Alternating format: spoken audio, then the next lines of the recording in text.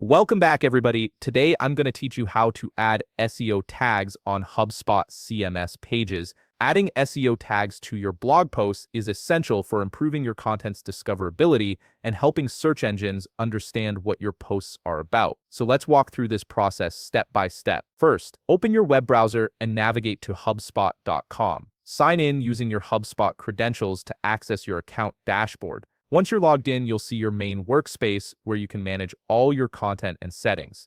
Next, direct your attention to the left navigation menu. Look for the option labeled Content and hover your cursor over it. An expanded menu will appear with several choices. From this expanded menu, click on Blog. This will take you to your blog management page where all your published and draft posts are stored. Now that you're on the blog page, browse through your list of posts and locate the specific blog where you want to add or modify SEO tags. Click on that blog post to open the blog editor page. This is your main workspace for editing content, adjusting settings, and optimizing your post for search engines. Once you're in the blog editor, look toward the right side of your screen for the gear icon. This icon represents your settings menu. Click on it and a pop-up settings window will appear, giving you access to various configuration options for your blog post. Inside the settings menu, you'll automatically be directed to the General tab, which is exactly where we need to be. Scroll down through this section until you find an area labeled Author and Tags. Here you'll see two options with drop-down menus, one for author and one for tags.